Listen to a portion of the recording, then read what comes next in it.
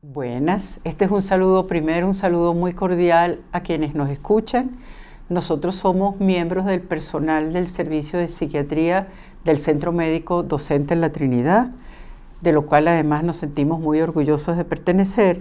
Y en esta ocasión vamos a hablar durante 20 minutos, la doctora Yelena Figueroa, médico psiquiatra, también de nuestro servicio, va a hablar durante 20 minutos, va a ser un paseo rápido sobre los trastornos de ansiedad. Posteriormente, la doctora Nelisa de Paul, médico psiquiatra también, nos va a pasear por el trastorno depresivo y los síntomas más frecuentes. Estas dos patologías las trajimos hoy a esta presentación porque son los motivos de consulta más frecuentes en el servicio de psiquiatría y en la emergencia del Centro Médico Docente de la Trinidad. Los dejo entonces con la doctora Yelena Figueroa, quien, como les dije anteriormente, nos va a hablar sobre los trastornos de ansiedad. Les saludo muy cordialmente y agradezco el espacio a la doctora Cecilia Carvajal. Voy a conversar acerca de los trastornos de ansiedad debido a la frecuencia y la intensidad y las dificultades que causan en la vida cotidiana. Es importante que podamos conocer, en principio, qué es la ansiedad, porque seguramente en algún momento la hemos experimentado. Es una emoción normal, la cual puede ser una reacción adaptativa, una respuesta ante un estímulo, una situación real, que en algún momento determinado nos produce preocupación. Y por supuesto también tiene, vamos a decir, el peso de permitirnos la supervivencia. Por lo tanto, obedecemos a veces nuestro cuerpo, nuestra mente, a situaciones cotidianas, situaciones de la vida diaria. Preocupaciones pueden ser académicas, familiares, laborales, enfermedad de algún ser querido, entre otras situaciones. La finalidad es en este caso la supervivencia, pero ocurre que la ansiedad también puede ser patológica. ¿Qué quiere decir esto? Ya va a tener una incidencia muy importante en nuestra calidad de vida, va a interferir en nuestra vida cotidiana, va a ser una preocupación que llamamos excesiva, de tal manera que ya no es una respuesta adaptativa, porque nos limita e interfiere significativamente en nuestra calidad de vida, ocupa gran parte de nuestro día a día y estamos en un estado de hiperalerta continua. Evidentemente también cuando tenemos ansiedad, pues hay respuestas, hay reacciones de nuestro cuerpo, reacciones físicas, reacciones también psicológicas o emocionales y reacciones de conducta, reacciones conductuales. Nuestro cerebro reacciona. Hay, vamos a decir, una estructura de nuestro cerebro que se llama la amígdala y ella está de alguna manera con esta misión de estar alerta para que nuestro cuerpo vaya respondiendo y preserve la vida sobre todo, ¿no? Entonces, ocurre que en los trastornos de ansiedad como tal, es decir, cuando esta ansiedad ya no es la ansiedad normal, ya no es la ansiedad adaptativa, pueden entonces presentarse lo que se denominan los trastornos de ansiedad con una diversidad de síntomas. Es importante señalar que en la génesis, en la causa de estos trastornos de ansiedad, pueden haber factores involucrados de tipo, por ejemplo, biológicos, factores genéticos, factores que tienen que ver con la herencia. De repente si tenemos familiares cercanos con trastornos de ansiedad, familiares que llamamos de primer grado. Y también lo que son los estresores psicosociales, estresores ambientales, como les estaba comentando, las preocupaciones diversas que podemos tener y cómo las podemos manejar. Ocurre también que es un tema de gran interés por su prevalencia, es decir, es frecuente y por eso nos ocupa el día de hoy los trastornos de ansiedad en las consultas médicas, las consultas de medicina general, de medicina interna, la interconsulta con el especialista en psiquiatría y por supuesto se presenta pues de manera frecuente con todos los síntomas que vamos a mencionar posteriormente. Asimismo, también es importante destacar que puede presentarse en población, por ejemplo, adolescentes, final de la adolescencia, adultez joven, es decir, grupos, ¿verdad?, que están con muchas actividades y que tienen una vida, vamos a decir, laboral, académica, familiar, etc. Se ve de alguna manera interferida su calidad de vida, como les comentaba. Puede ser más frecuente en la mujer con respecto al hombre, pero se puede presentar en la población general. Dentro de los trastornos de ansiedad, vamos a encontrar, por ejemplo, el trastorno de pánico.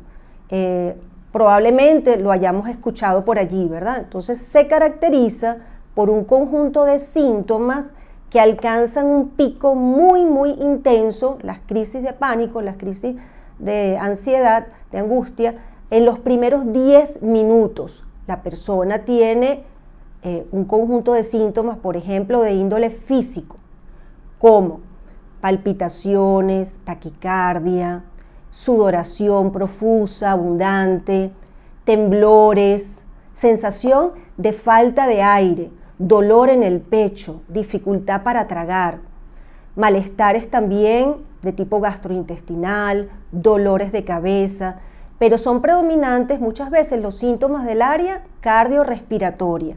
Por lo tanto, generan mucha preocupación en el individuo con el pensamiento o la idea de me puedo morir, puedo perder el control, si muero, si caigo acá, nadie me va a brindar ayuda.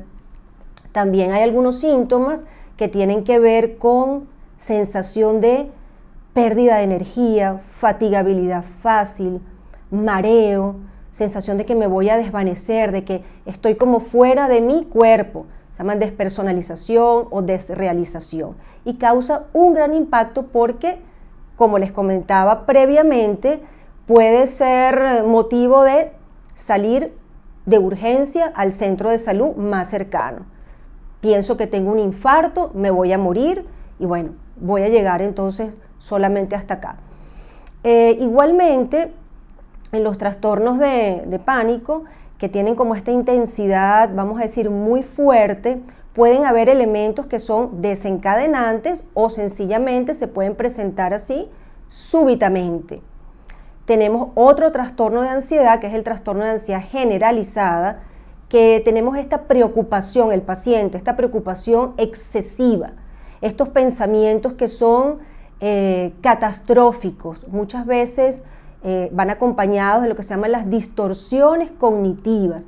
Entonces, el paciente tiene la percepción de un evento y se magnifica, es un pensamiento catastrófico, bueno, si salgo a la calle a lo mejor me va a pasar algo, mi familia puede sufrir algún problema, algún accidente.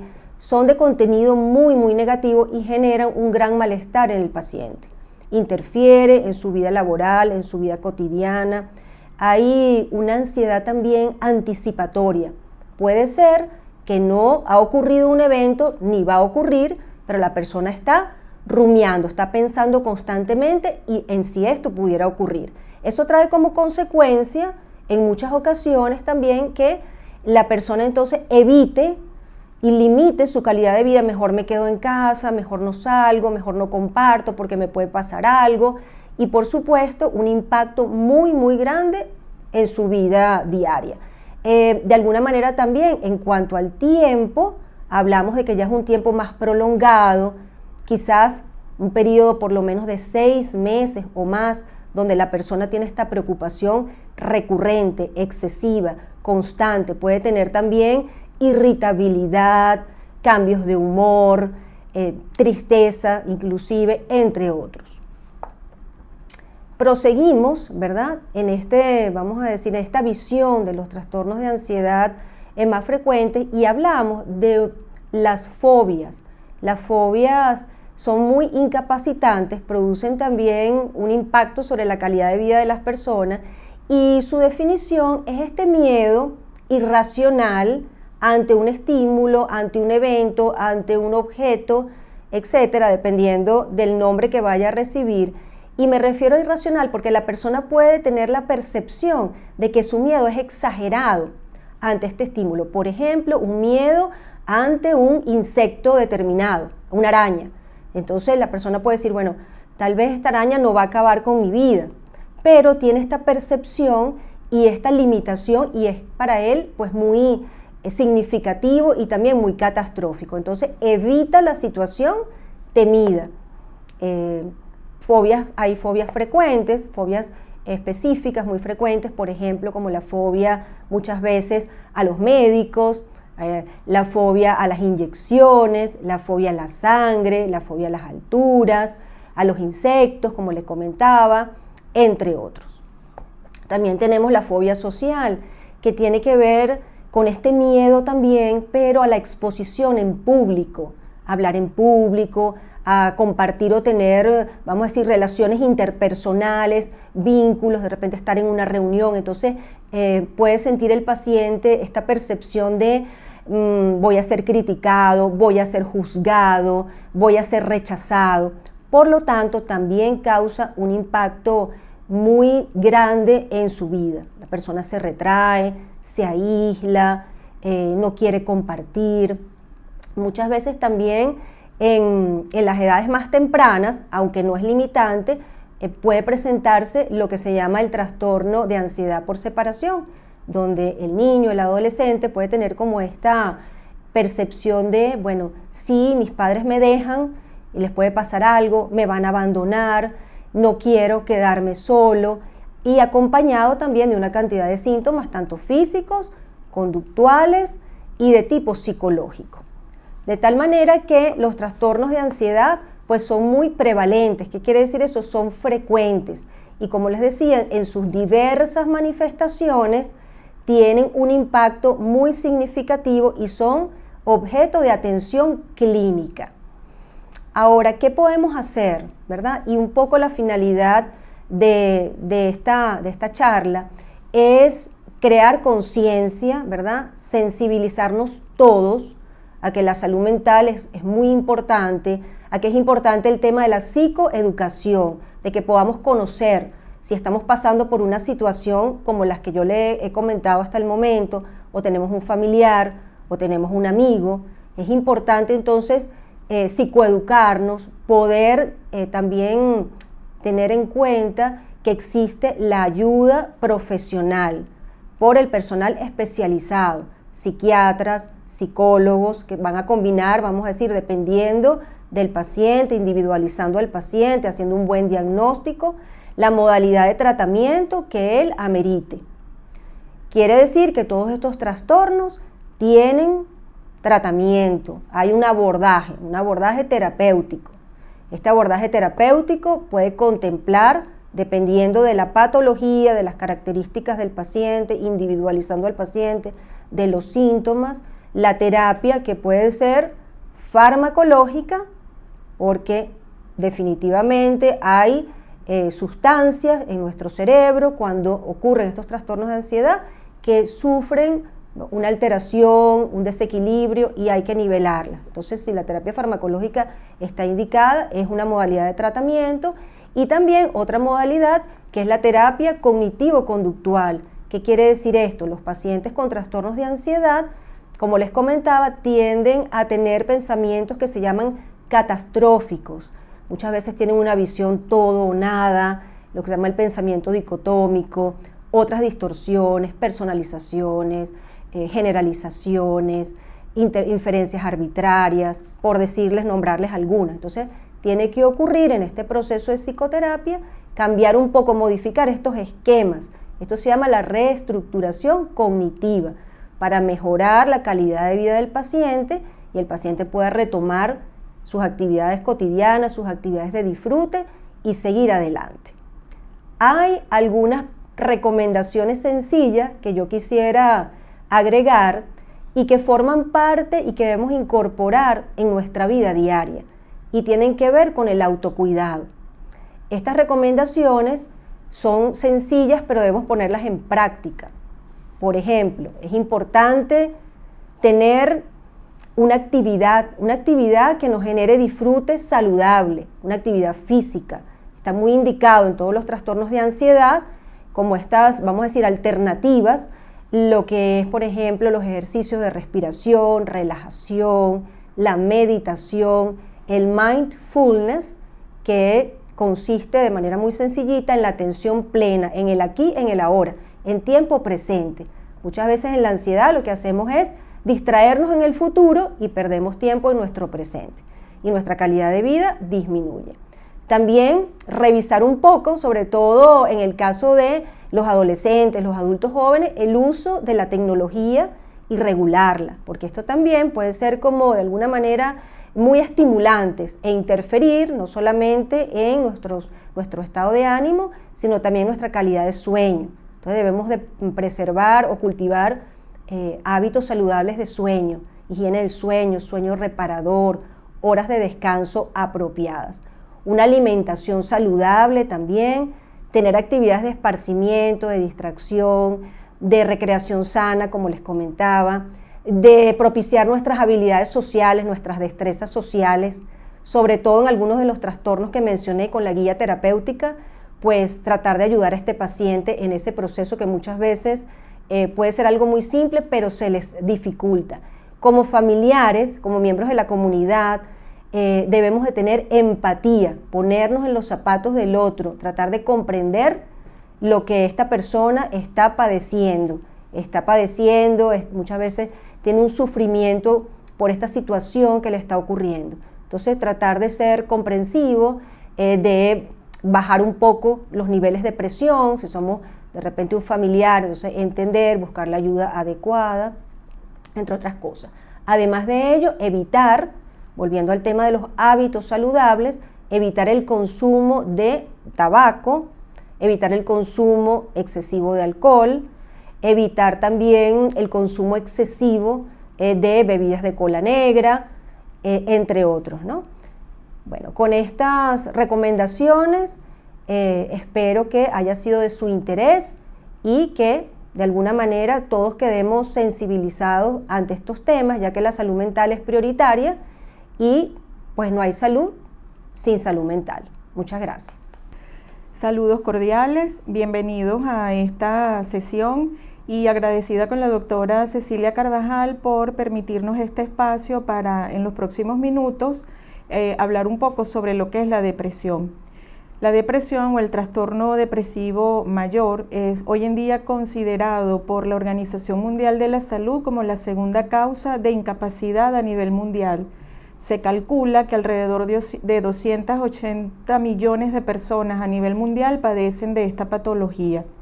Y de continuar esta patología como va, si no se toman medidas o no se hacen algunas intervenciones al respecto, se calcula que para los próximos 6 años, es decir, en el 2030, pase a ser entonces ya la primera causa de incapacidad a nivel mundial.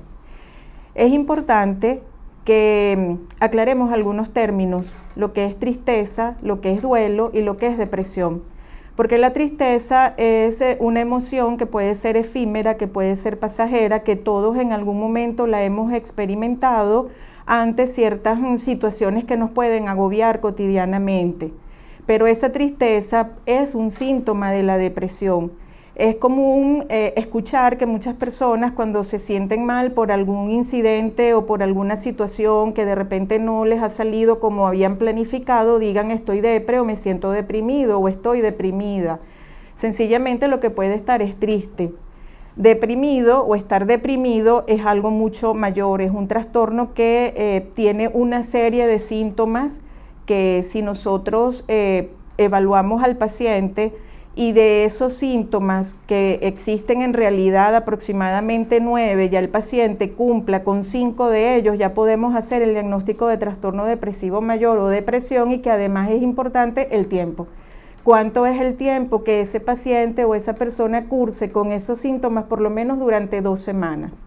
El duelo, que también lo hemos experimentado todos alguna vez, no es igual a depresión. En el duelo puede haber tristeza y el duelo es una reacción o es un trastorno adaptativo ante la pérdida de un ser querido, ante la pérdida de un trabajo, rupturas de pareja, etc. Entonces, pienso que una vez aclarado lo que es la tristeza, lo que es el duelo y lo que es la depresión, podemos entonces dedicarnos a hablar específicamente de la depresión.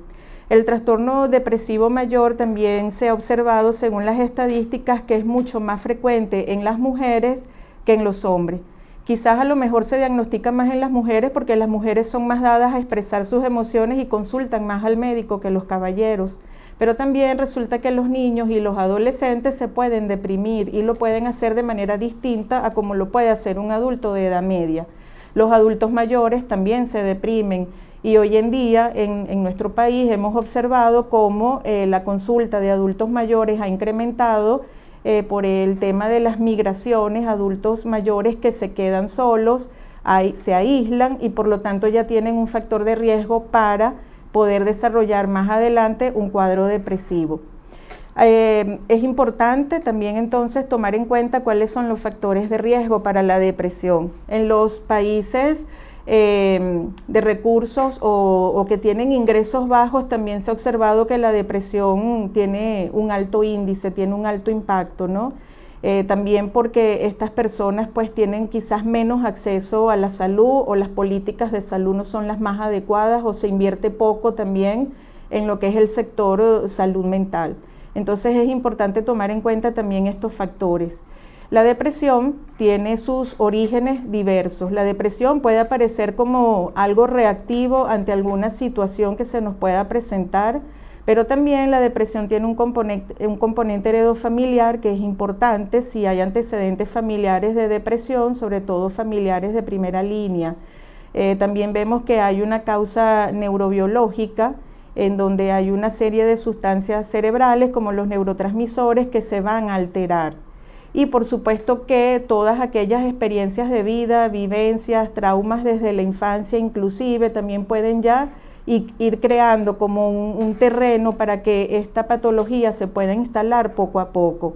Generalmente los pacientes que desarrollan cuadros depresivos una primera vez también tienen más propensión a que en algún otro momento puedan volver a hacer otro cuadro de depresión.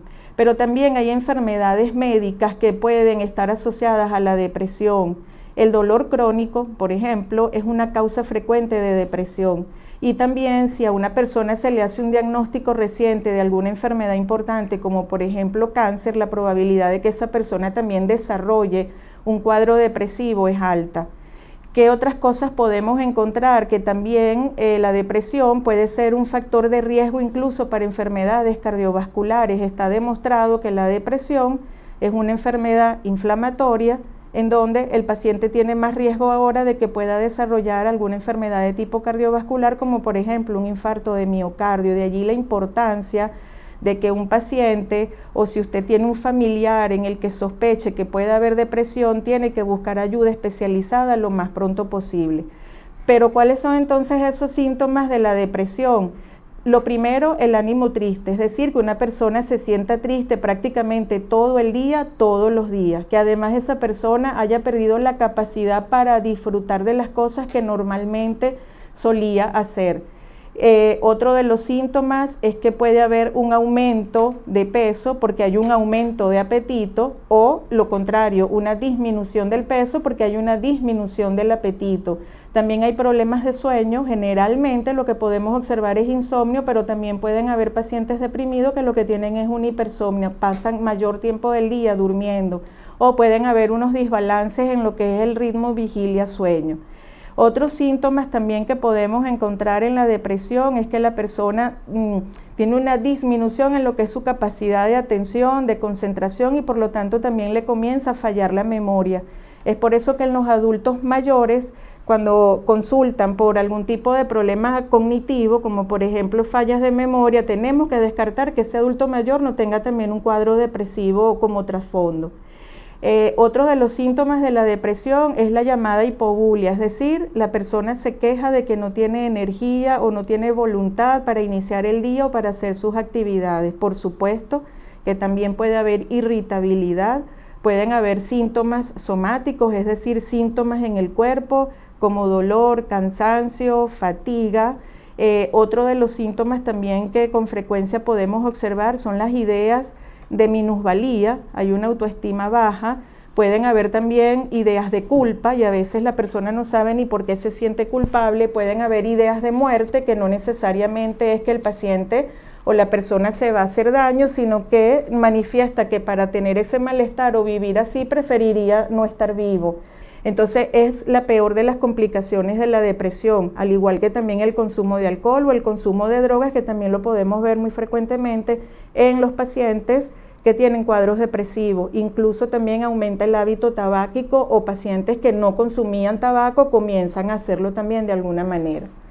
Yo mencionaba hace rato que los niños y los adolescentes también se pueden deprimir, y es importante estar alerta también ante situaciones o conductas o comportamientos que no estaban siendo los que el niño o el adolescente venía presentando, ¿no? Como un bajo rendimiento académico, irritabilidad, quejas somáticas bastante frecuentes.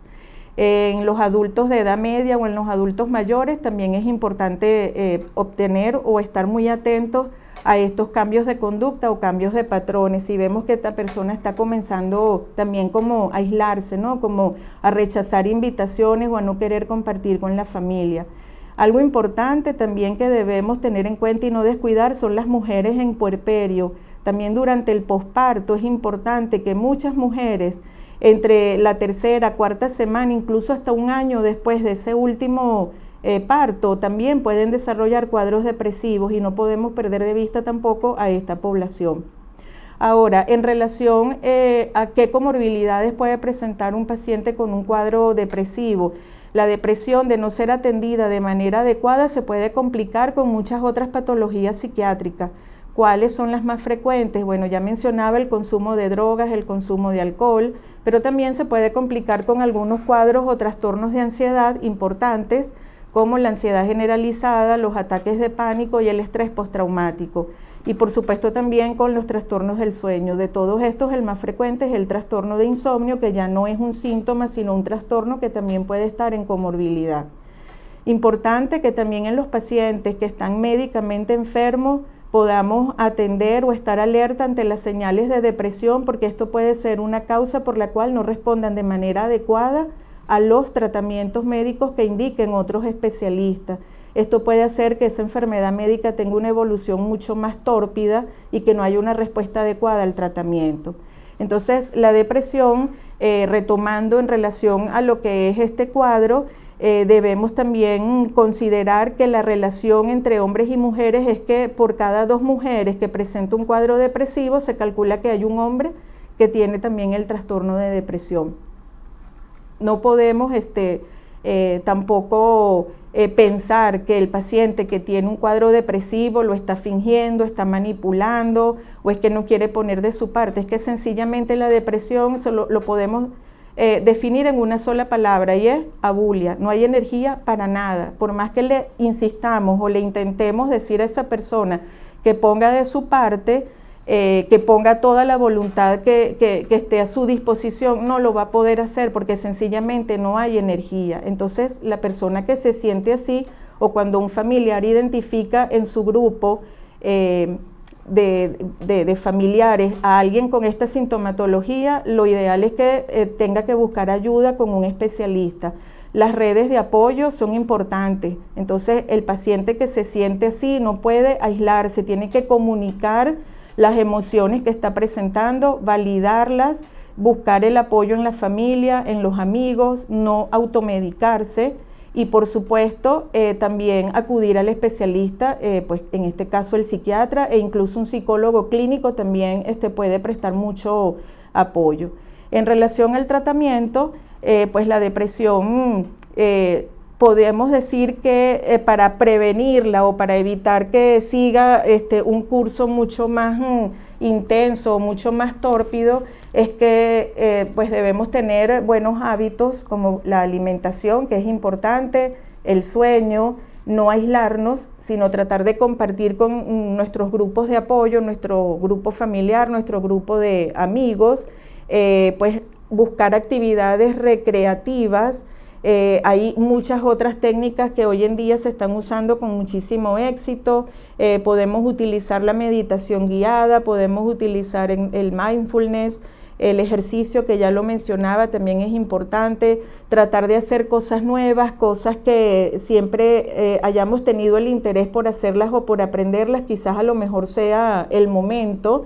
Pero lo importante de todo esto es que una vez que se diagnostica, esto es una patología que requiere atención psiquiátrica, atención farmacológica y también atención psicoterapéutica. Entonces hay un arsenal de medicamentos que se puede ofrecer al paciente y la psicoterapia. Por supuesto que la psicoterapia, cualquier psicoterapia le puede funcionar al paciente, cognitivo-conductual, la interpersonal, la que mejor maneje el terapeuta o la que le sea de más agrado al paciente.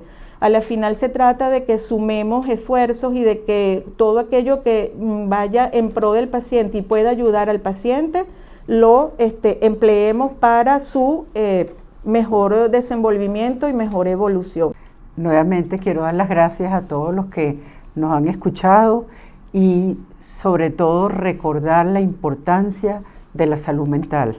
Creo que mientras hagamos más educación para que el público general no le tenga miedo a estas patologías psiquiátricas, que son patologías que se tratan fácilmente, que pueden buscar ayuda y que siempre va a haber gente dispuesta a ayudar y a tratar.